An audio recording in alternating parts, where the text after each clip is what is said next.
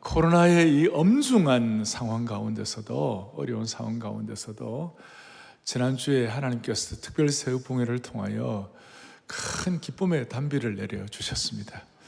한 주간이 지났지만 그 기쁨과 은혜의 그 여운이 지금 여진처럼 남아 있습니다. 할렐루야.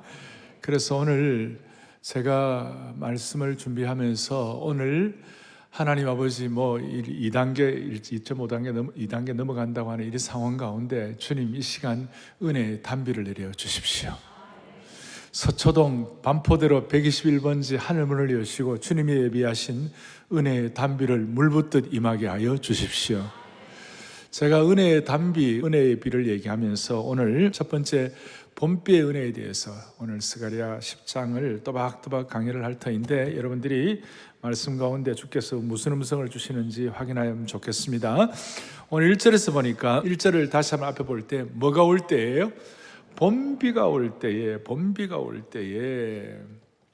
그래서 이 은혜의 단비와 상응하는 서로 이 연결되는 단어가 하나 있다면 은혜의 봄비, 봄비, 봄비 이렇습니다. 발음이 봄비가 맞는지 봄비가 맞는지 본인 좋을 대로 하십시오. 그 본인 태생한 데에 따라서 저는 봄비가 좀 더 편한데 표준말은 봄비라고 그러더라고요. 하여튼 은혜의 봄비가 있기를 원합니다. 이 봄비는 풍성한 수확과 추수를 위해 꼭 필요한 것으로 하나님이 그의 백성들에게 주신 참된 복을 상징한다고 말할 수 있습니다. 이스라엘의 우기가 봄철에 끝나기 때문에 봄비를 늦은 비라고 한다. 이 내용을 여러분들이 잘 숙지를 해야 되는데, 이 봄비를 말콧이라고 하는 그런 원어를 쓰고 있는데요, 이스라엘의 계절은 저희들과는 조금 반대예요. 가을에 10월, 11월에 파종을 할 때의 비를, 그야말로 우리식으로 가을비인데, 그 가을비는 뭐냐면 이른비예요. 그리고 3, 4월에 수확을 할 때 내리는 비는 그걸 늦은 비인데 그것을 봄비라고 하는 것이에요. 그러니 우리 생각은 좀 반대예요. 다시 한번, 늦은 비가 봄비입니까? 이른 비가 봄비입니까? 이게 자, 다시 한번, 늦은 비가 봄비입니까? 이른 비가 봄비입니까?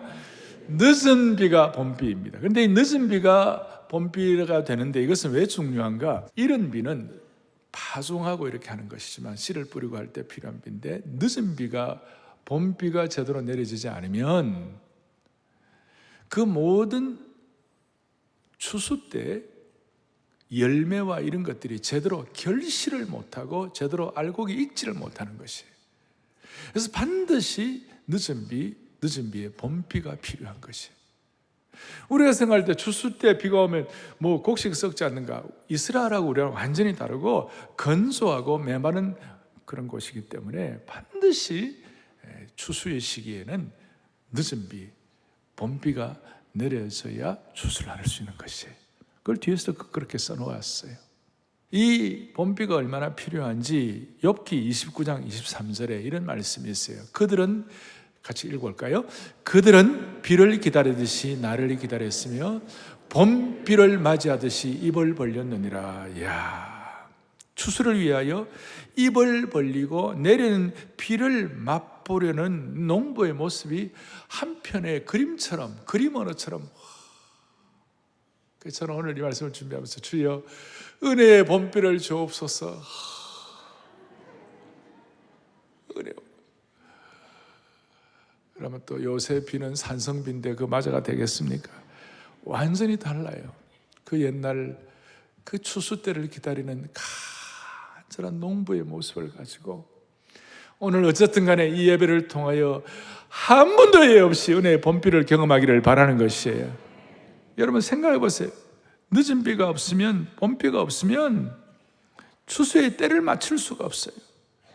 추수의 때를 놓친 곡식들, 비가 내리지 않아 말라 비틀어진 이삭과 열매들, 거북이 등껍질처럼 쩍쩍 갈라진 전답을 볼 때 농부들의 마음은 타들어갈 수밖에 없는데, 늦은 비, 봄비가 내릴 때 기대하는 것이. 그래서 신명기 11장 14절에 여호와께서 너희에게 이른 비 늦은 비를 적당한 때에 내리시리니 너희가 곡식과 포도주와 기름을 얻을 것이다. 적당한 때에 하나님 봄비를 내려 주십시오. 봄비를 내려 주십시오. 이런 봄비, 영적인 봄비, 이런 은혜의 단비, 이것이 오늘 우리에게 무슨 의미가 있습니까? 호세아 선지자가 호세아 6장 3절에 이런 내용이 나와 있어요. 같이 크게 보겠습니다. 그러므로 우리가 여호와를 알자. 힘써 여호와를 알자. 그의 나타나심은 새벽빛같이 어김없나니 그 다음에 비와 같이 땅을 적시는 늦은 비와 같이 우리에게 임하시리라 하니라. 아멘, 아멘. 땅을 적시는 늦은 비가 무슨 비입니까? 봄비예요. 은혜의 비요, 봄비요, 축복의 비라고 말할 수가 있습니다. 사랑하는 형제 자매 여러분, 오늘 이 시간 이 은혜의 봄비를 기대해 보십시다. 오늘 이 황망하고 이 코로나 2단계 올라간다 2.5대 이런 상황 가운데서 하나님 아버지, 우리 개인도 우리 가정도 특별히 한국에 있는 5만여 교회를 불쌍히 여겨 주시사 은혜의 봄비와 축복의 늦은 비를 통하여 모든 교회들을 주여 하나님의 은혜의 방패로 막아 주십시오. 그리고 오늘 목회자로서 오늘 저는 봄비가 그 다음에 뭐라고 됐냐면요, 여호와의 비를 구하라. 무리에게 어떤 비같이 내린다고요? 소낙비처럼 내리라. 막판에 추수하기 전에 완전히 소낙비처럼 흠뻑 한번 내려주시면 흠뻑 소낙비가 임하는 것처럼 하나님 이 소낙비처럼 임하는 은혜의 비를 통하여 찢어진 자들이 치유받고 상처받은 자들이 싸움을 받은 기적 같은 일이 일어나게 하여 주시옵소서. 가물음의 마른 땅에 단비를 내리시듯 성령의 봄비, 성령의 단비를 내리셔서 우리 모두를 싸매어 주시기를 원하는 것입니다. 호세 6장 3절에 그런 거 있지만 아까 1절 2절에 다시 한번 보여주세요. 호세 6장 1절 2절에 찢으셨으나 뭐예요? 도로 낫게 하실 것이요, 치셨으나 싸매어 주실 것이요, 우리를 다시 일으켜 주시리라 그랬어요. 그 은혜의 봄비를 통하여. 제가 지금 은혜의 봄비에 대해서 말씀을 드렸습니다. 그러면 이 은혜의 봄비를 위해 우리가 어떻게 해야 할 것인가? 1절에 보니까 이렇게 나와 있어요. 다시 한번, 은혜의 봄비가 올 때 여호와 곧 구름을 일게 하시는 여호와께 비를 뭐하라고 그랬어요? 구하라, 구하라. 오늘 이와 같이 안아주신 본당에 간절히 모여가지고 봄비의 축복을 구하는 은혜가 있기를 바랍니다. 하나님은 우리에게 봄비, 늦은 비의 풍성함을 베푸시는 분이시지만 중요한 것은 우리가 간절히 구해야 돼요. 그럴 때 하나님께서 구름을 일게 하시고 밭에 채소의 비를 공급하시는 것이에요. 우리 하나님은 우리가 하나님의 자녀이기 때문에 알아서 주실 때도 많아요. 때때로 알아서 필요할 때 자식에게 줄 때 많습니다만, 그래도 우리가 구해야 하는 이유는 구하고 구하는 사이에 아버지와 아들이 인격적인 상호작용을 통하여 끈끈한 인격적 관계가 더 돈독하듯이 하나님과 우리의 인격적 관계가 더 강화되는 것이에요. 그리고 우리가 간절히 구해야 후유증이 없어요. 그냥 얻으면 좋은 줄 몰라요. 간절히 구해서 얻는 그것이 우리로 하여금 하나님의 자녀로서의 은혜를 유지하게 만들어주는 것이에요. 후유증 없는 은혜가 우리에게 있기를 바랍니다. 1절 뒤에 보니까 우리에게 소낙비를 내려서 밭의 채소를 누구에게 주시리라? 각 사람에게 주시리라. 구하는 자에게 각 사람에게 주신다는 것은 은혜의 봄비는 누구나 상관이 없이 공급해 주신다는 것이에요. 그래서 오늘 마음속에 하나님 아버지 이 봄비를 간절히 사모합니다. 사모합니다. 야고보 사도가 말하기를 너희가 얻지 못하면 구하지 아니하기 때문이에요. 구해야 돼. 하여튼 뭔가 오늘 말씀 가운데 확 와닿으면 하나님 그 말씀에 기도의 제목을 하나님 앞에서 주님 간절히 구합니다 하는 그 마음의 소원을 가지고 주님 앞에 나아가기를 바랍니다.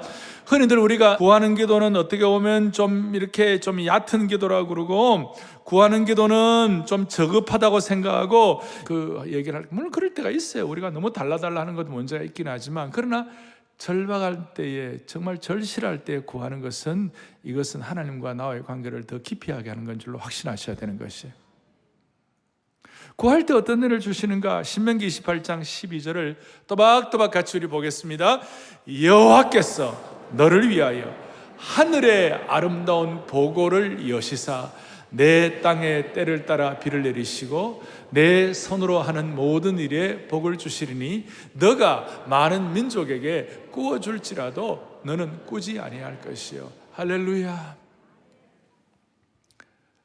하늘의 보고를 때를 따라 열어주셔서 비처럼 내려주신다는 것이에요. 하늘의 보고라는 말이 excellent treasure, 아주 그냥 최상의 보물의 창고를 하나님이 열어주시는 것이에요. 봄비와 같이. 그리고 이 은혜가 있을 때 남에게 꾸어줄지언정 꾸는 인생은 되지 않는다. 어떤 사업가께서 나중에 장로님이 되셨는데, 제가 아는 장로님이 이 구절을 약속의 말씀으로 받았어요.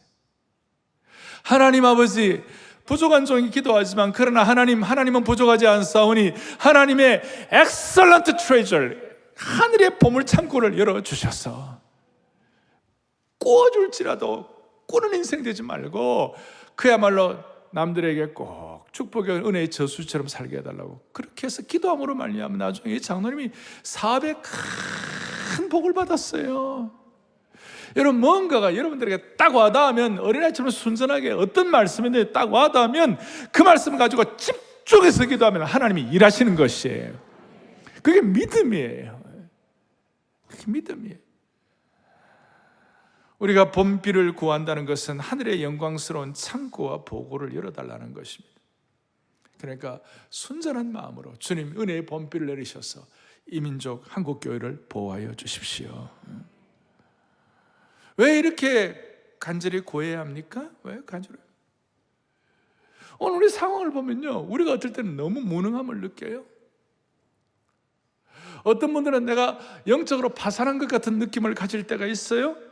어떤 분들은 너무 궁핍한 것 같은 느낌이 있어요. 그러니 여러분, 하나님께 의존하지 않으면 내가 살 수가 없는 존재라는 것을 절감할 때마다 우리는 하나님께 구하는 것이에요. J.I. 패커와 같은 지성 신학자, 아주 지성인이에요. 그런 지성인이 뭐라고 그러냐면, 기도가 뭔가 그랬을 때 패커의 고백이에요. 같이 보죠. 하나님의 보좌 앞에서 우리 모두는 영적 거지들이라는 거예요.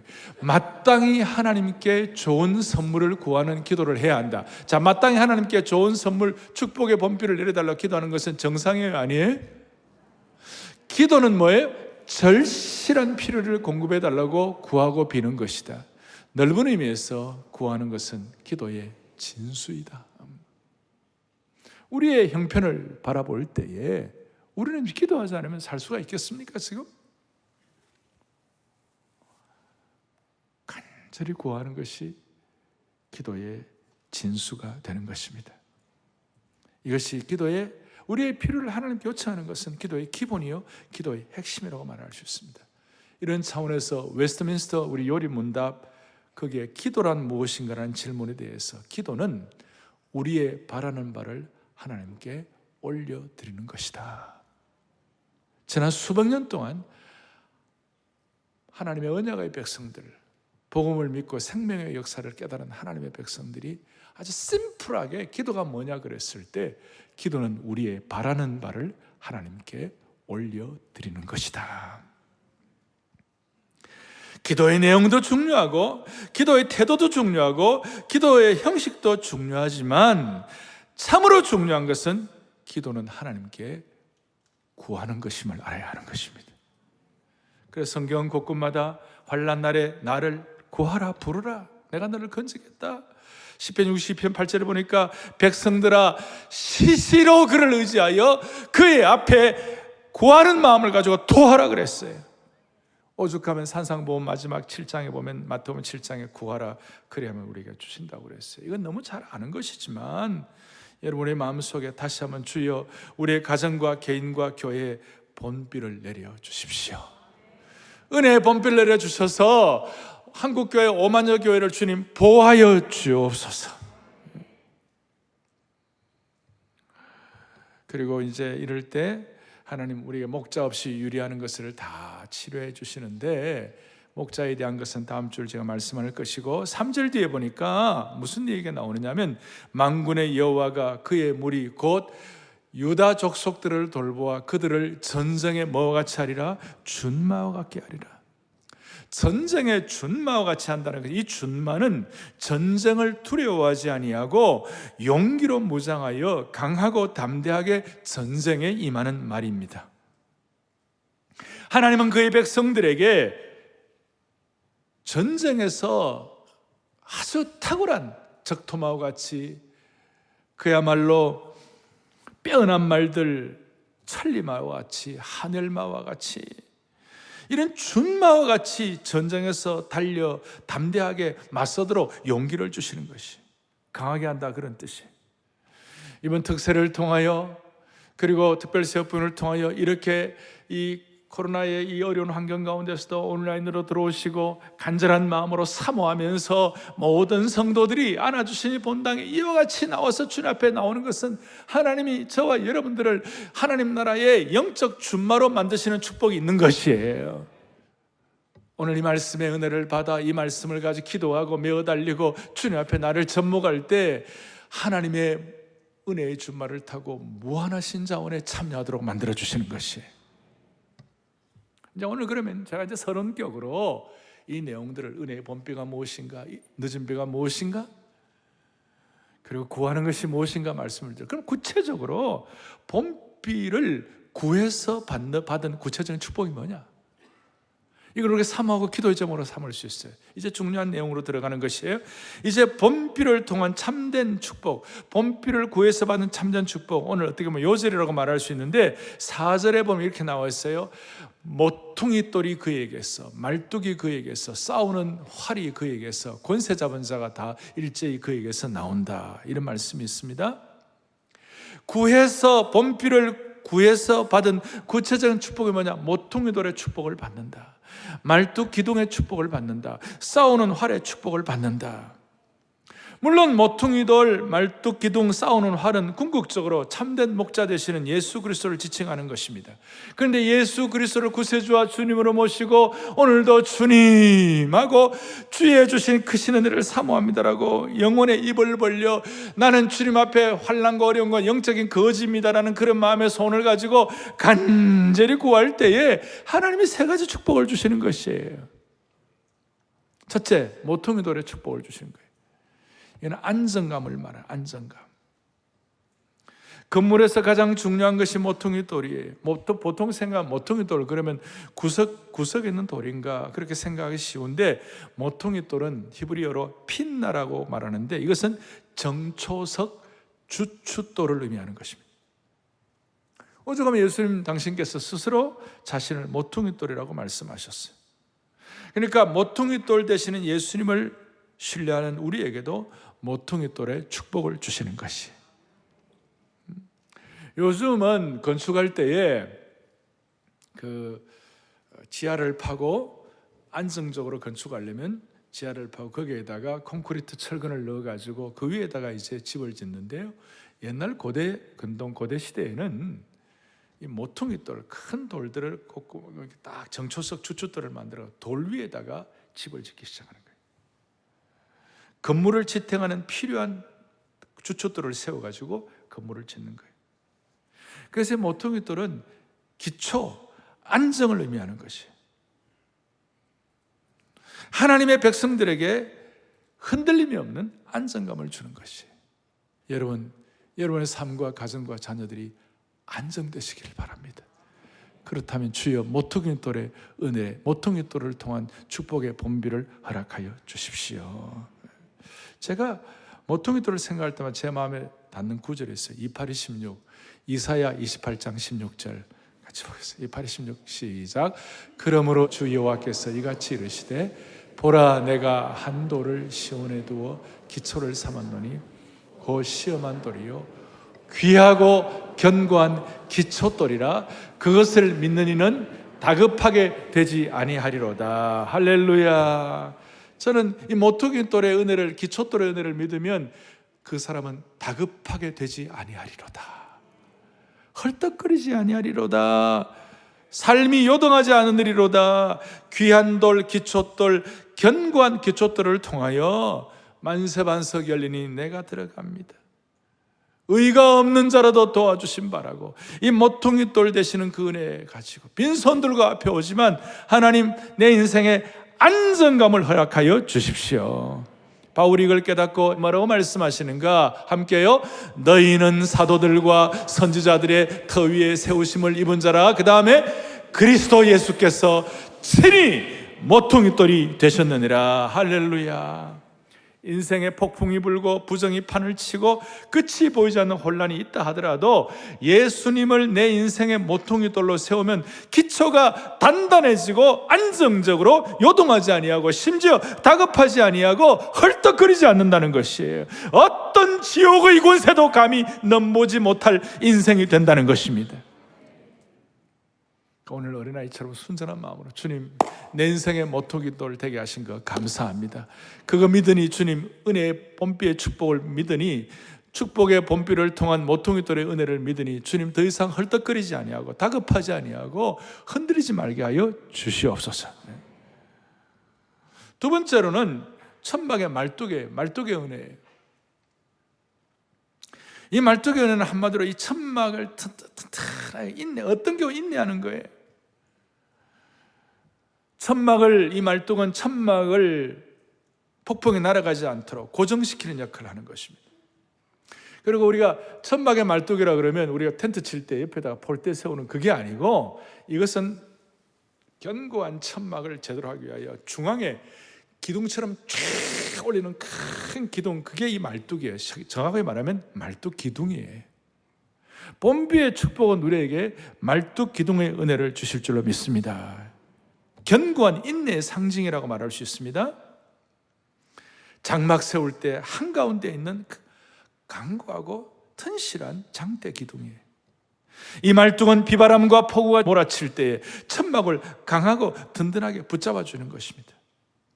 선한 목자 되신 우리 주님께서 오늘 이 말뚝 기둥의 은혜를 믿는 사람들에게, 봄비 은혜를 믿는 사람들에게 인생의 폭풍 가운데서도 기둥처럼, 바람 가운데서도 말뚝 기둥처럼 참을성을 갖고 믿음 있게 인내하고 견고하게 설 수 있도록 좀 이랬다 저랬다 하지 아니하고 일관성을 가지고 무슨 바람이 불어도 든든한 삶의 폭풍을 견디는 말뚝 같은 인내심과 은혜를 여러분들에게 주시기를 바라는 것입니다.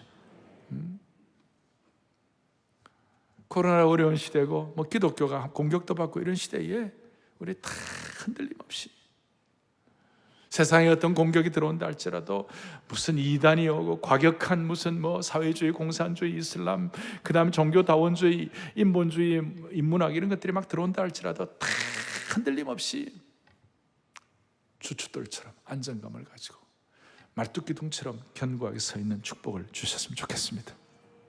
세 번째로는 싸우는 활입니다. 싸우는 활의 봄비의 은혜입니다. 이건 용기입니다. 싸우는 활은 전쟁을 상징하고 용기를 상징하는 것입니다. 앞에 스가랴 9장에서도 당긴 활과 끼운 화살을, 그리고 용사의 활을 얘기하고 있습니다. 왜 활이 필요합니까? 원수가 공격하러 올 때에 도망치지 않고 강하고 강력하게 대응할 수 있는 용기 있는 활 쏘는 사람을 말하는 것입니다. 정리하겠습니다. 모퉁이돌은 정착을, 말뚝의 단계는 공고화를, 화살의 단계는 유용성을 상징하고, 그 결과 5절에 싸울 때에 용사와 같이 된다. 싸울 때에 용사와 같이 되어가지고 거리의 진흙중에 원수를 밟을 것이라. 여호와가 그들과 함께 앉아 그들이 싸워 말탄 자들을 부끄럽게 하리라. 그리고 6절에 내가 유다 족속을 견고하며 요셉 족속을 구원하겠다. 여러분, 이런 말씀을 우리가 지금 들어도, 코로나 시대 우리가 들어도 은혜가 되는데, 모든 거 다 날리고 아무것도 없는 포로로 잡혀갔다가 다시 돌아와가지고 아무것도 없는 그 핍절한 상태에서 이런 말씀을 들었을 때 얼마나 큰 용기가 생기고 웬만한 벽은 뛰어넘고 웬만한 벽은 돌파할 수 있는 말씀의 능력과 지혜가 그들의 가슴 속에 확증이 되었을 것이에요. 그리고 7절에 보니까 에브라임은 강한 용사가 되도록 복을 주신다고 그랬어요. 그러니까 그 복을 주실 때 포도주를 마신 것 같이 마음이 즐거울 것이요, 그들의 자손은 보고 기뻐하며 여호와로 말미암아 마음에 즐거워하리라. 사랑하는 성도 여러분, 주춧돌의 은혜, 그 다음에 말뚝기둥의 은혜, 활의 은혜를 받아가지고 여러분들 지금 마음에 하나님만이 주실 수 있는 참된 즐거움과 여호와로 말미암아 벌떡벌떡 뛸 수 있는 기쁨의 담비가 내리기를 바라는 것이에요. 지난 우리 특세 동안에 우리 성도 가운데 조카가 24살 된 조카가 백혈병을 앓고 있는 분이 있었습니다. 얼마 전에 병원에서 그 조카의 다리에 백혈병을 다리에 괴사가 일어나가지고 이제 다리를 절단해야 한다고. 그리고 특세 기간 동안에 그 응급실에 열이 올라가지고 갑자기 이 조카가 들어가게 돼요. 그래서 이 삼촌이가 기도를 하면서 특세를 참석하며 하나님 앞에 주여, 그리고 자기가 함께 훈련했던 훈련생들에게 이 기도 제목을 부탁했어요. 그럴 때 훈련생들이 뭐라고 기도를 했냐면, 주님, 우리를 위하여 손과 발에 못을 박히시고 사지에 못을 박히셨는데 사지에 못 박히신 예수님 때문에 그 조카의 다리를 절단하지 않도록 주여 도와주십시오. 간절하고, 그 다음날 그 조카를 담는 의사가 어떻게 기적같이 다리를 절단하지 않아도 되겠습니다 그랬어요. 그 눈물로 고백을 하는 거예요. 근데 이분은 국책기관의 연구원으로 지성인이에요. 이 기도의 능력이 너무 놀라워가지고 그 회사에서 말이죠, 입을 틀어막고 울었다는 거예요. 입을 틀어막고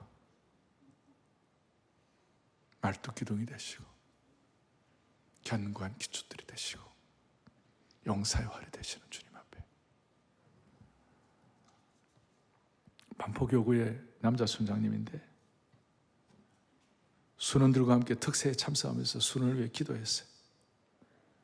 그 순원이 회사에서 승진 후보에 올랐다면서 금식하며 특세에 참석했어요. 그런데 특세의 마지막 날 승진 탈락 소식을 들었어.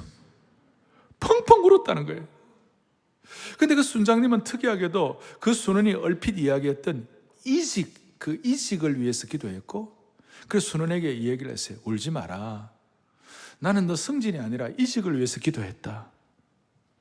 그런데 놀랍게도 이틀이 지나가지고 헤드헌터한테서 전화가 왔고 아주 대기업에 자리가 났는데 올 생각이 있느냐는 제안을 받았다는 것이, 그리고 바로 이틀 후에 대기업으로 출근하게 됐다는 것이. 잠깐만, 이런 얘기를 많이 할 수 있는데, 이런 어려움도 또 축복도 다 우리가 다 가는 거지만 중요한 것은 은혜의 본비를 통하여 구해서 우리 사랑의 교회 삶의 현장마다, 우리 성도들 삶의 현장마다 주춧돌, 말뚝기둥, 용사의 활의 은혜를 주시길 바라는 것이. 요즘 젊은이들 말에 답정너라는 말이 있어요. 답은 정해져 있어 너야. 주님이 우리의 모퉁이 돌 되시고 말뚝기둥이 되시고 싸우는 활이 되어주심으로 말미암아 특세 간증을 들은 것처럼 우리의 삶에 어려움이 있어도 답정너가 아니라 답정예가 되도록 하십시다. 무슨 말이냐? 이미 삶의 답은 정해져 있으니, 예수 그리스도이시다. 답정예. 오늘 스가랴 10장에서 예수 그리스도가 더 분명하게 보이시기를 원하는 것입니다. 이제 오늘 제일 중요한 것은 오늘 마지막 결과입니다. 8절과 12절을 통하여 네 번째 주제가 뭐냐면 그들이 온전히 회복되리라. 온전히 회복되는데 8절에 뭐라고 말씀하고 있는가? 내가 그들을 향하여 휘파람을 불어 그들을 모을 것은 내가 그들을 구원하였습니다. 구원하였습니다. 그들이 전에 번성하던 것처럼 번성하리라.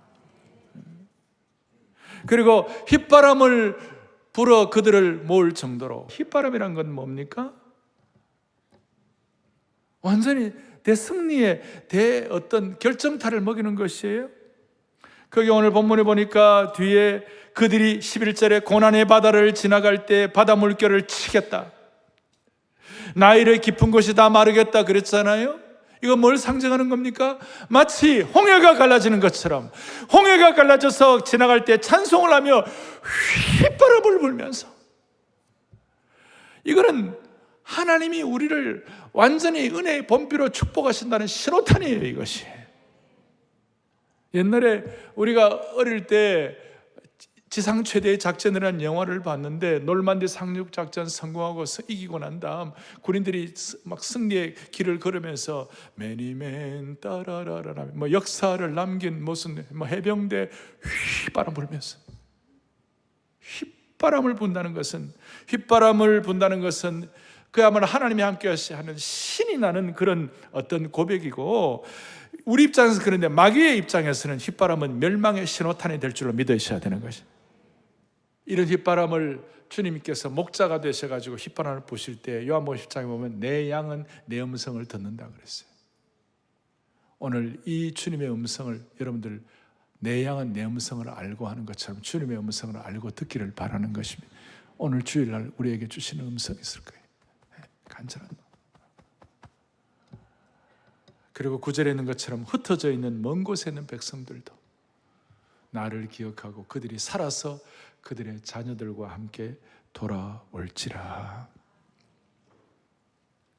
그리고 11절에 하나님은 아수르와 같이 11절에 교만을 다 처리하겠고 애굽의 규가 없어지리라. 애굽의 규라는 것은 호리예요. 권력을 상징하는 호리예요. 모든 교만과 권력을 주님이 처리해 주시겠다는 것이. 그럴 때 바다의 파도가 잔잔한 날이 다가온다는 것이고, 이스라엘 백성들에게 고통과 고난을 주었던 아수르와 애굽 같은 그런 원수들을 심판하신다는 것이. 그 결과 12절 이제 오늘 12절 함께요. 내가 그들로 나 여호와를 의지하여 견고하게 하라. 그들이 아멘. 내가 오늘 이 시간 그들로 할 때 여러분 이름 오정현으로 하여금, 여러분들 오늘 찬양대로 하여금, 여러분들 한 분 한 분 이름 불러가면서 여러분들 한 분 한 분들을 여호와를 의지하여 뭐하게 한다고요? 견고하게 한다. 이 견고하게 한다는 말을 오늘 잘 정리를 하고 돌아가셔야 돼요. 이거는 그냥 어느 정도 좀 보완한다, 좀 제대로 이렇게 어느 정도 약한 부분을 좀 보강해 준다, 이런 정도가 아니고 우리의 전 인격을 새롭게 하시고 견고하게 하신다는 뜻이에요. 여기는 영적인 갱신과 변혁과 부흥이 다 들어와 있는 것이, 견고하고 영적으로 강해진다는 것이. 우리들 가운데 오늘 교회 지도자들, 중직자들, 한국교회의 모든 성도들 가운데 하나님, 나는 한 번도 그동안 주님을 위하여 강하지 못했습니다. 이 코로나 시대에 벌벌 떨면서 하나님의 역사 앞에 나는 한 번도 강하지를 못했습니다. 나는 늘 헤맸습니다. 나는 늘 약했습니다. 그런 분들, 그렇게 탄식하는 성도들이 있다면 모퉁이 돌 되시는 주님의 이름으로, 말뚝기둥 같은 주님의 이름으로, 싸우는 활 같은 주님의 이름으로 주님 안에서 강해지시기를 바랍니다. 강해지셔야 돼요. 나는 한 번도 강해보지 못했다, 이런 분들을 주님이 견고하고 강하게 세워주시기를 원하는 것이. 강하다는 말이 뭔가, 강해진다는 말이 뭔가 참 위로가 경절된 거예요. 어떻게 보면 오늘 말씀의 꽃이에요. 그것이 6절에 있어요. 6절 다 함께 6절 이렇게 나와요. 시작. 그들은 내가 내버린 일이 없었음 같이 되리라. 나는 그들의 하나님 여호와라. 오늘 저 말씀이 저게 막 살아왔어요. 내가 너를 버린 일이 없었음 같이 되리라. 무슨 말이냐? 우리 모두가 다 과거가 있어요. 아픔도 있고 트라우마도 있고 상처도 있고, 어떨 때 생각하면 정말 열받고, 어떨 때 생각하면 정말 가슴 아리하고, 어떨 때 생각하면 죽음으로 들어가고 싶고, 다 부족한 건 있는데 그 모든 것들이 없었음 같이 되리라. 그 모든 연약함과 그 모든 아픔과 그 모든 실수가 없었음 같이 되게 하여 주시리라. 마치 창세기 3장에 하나님께서 범죄하지 않은 것처럼, 그렇게 에덴 동산에 회복을 하시는 것처럼 그렇게 완전한 회복을 허락하여 주시리라. 그래서 오늘 이런 내용을 보면서 컴퓨터에 여러분 완전 삭제라는 말이 있어요. 우리의 과거에 누추하고 상처받고 고통스러운 모든 것들을 주님 완전 삭제하듯이, 컴퓨터를 리셋하듯이, 요즘 컴퓨터 전문 용어로는 공장 초기화라고 있어요. 창조 하나님께서 공장 초기화, 리셋, 완전 삭제를 해주시는 은혜를 주신다는 것이, 이게 은혜의 본비예요. 이게 은혜의 늦은 비와 축복의 단비가 되는 줄로 확신하는 것입니다. 이걸 생각할 때마다 주님께서 내 삶의 과거의 안타까운 일들이, 내 과거에 문제된 일들이 마치 없었던 것처럼 해주신다고 하니까 얼마나 기가 막힙니까? 제 가슴이 뜨거워지는 거예요. 사랑하는 교우들이여, 이 본비의 축복이 얼마나 압도적으로 좋았으면 내버린 적이 없었던 것처럼, 모든 그리스도인들에게 내버린 적이 없었던 것처럼, 여러분 적당히 좋아갖고는 내버림을 당한 적이 없었던 것처럼 되지 못합니다. 아픈 과거를 잊어버릴 정도가 되려면 압도적으로 좋아야 되는 것입니다. 압도적인 은혜의 본비가 내려야만 하는 것입니다.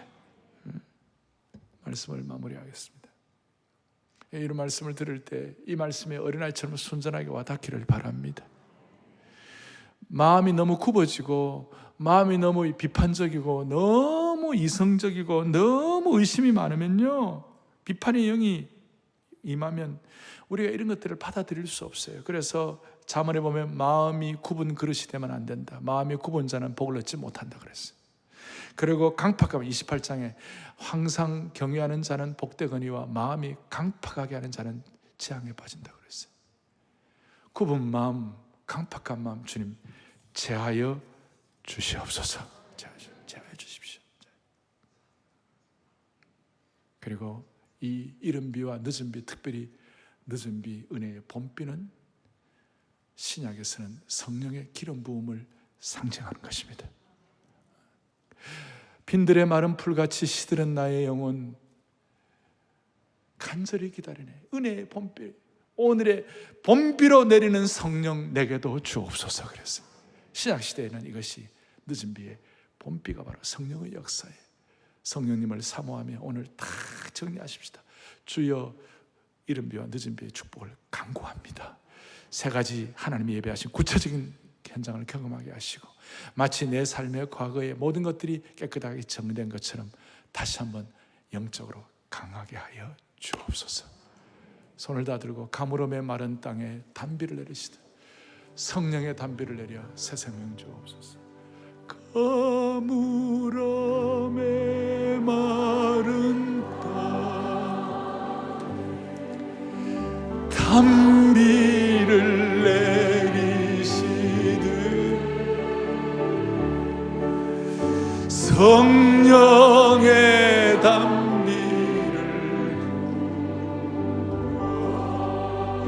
새 생명 주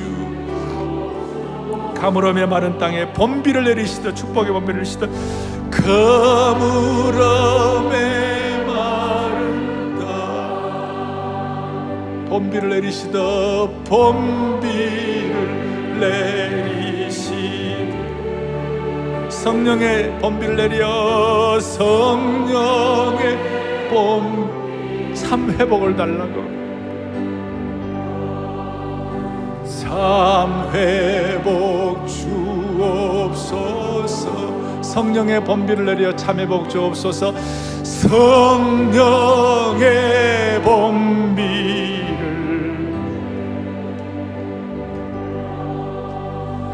참 회복 주옵소서. 반가운 빗소리 들려 산천에 춤을 추네. 반가운 빗소리 산천의 춤을 번비로 내리는 성령 번비로 내리는 성령 믿고 내게도 주옵소서. 주옵소서. 가물음에 마른 땅 봄비를 내리시듯 은혜의 봄비를 내리시. 성령의 봄비를 내려 성령의 봄비를 내려 참회 복주 진심으로 구해야 얻는 거예요. 다시 한번 성령의 봄비를 내려 참회 복주 없소서. 성령의 봄비를 내려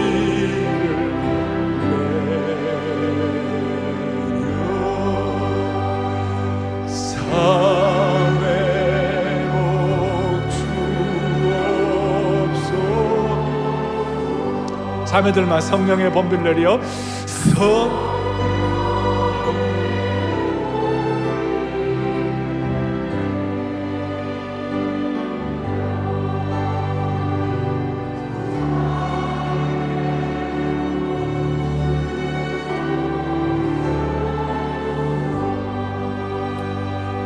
가슴에 손을 얹고 기도하겠습니다. 하나님 아버지, 오늘 이 시기에 꼭 필요해서 스가랴 10장의 말씀을 주신 줄로 확신합니다. 이 말씀 굽은 마음이 아니라 강팍한 마음이 아니라 그대로 순전하게 받아들여 모두가 다 신명기 말씀의 축복의 현장의 주인공들로 삼아 주시옵소서.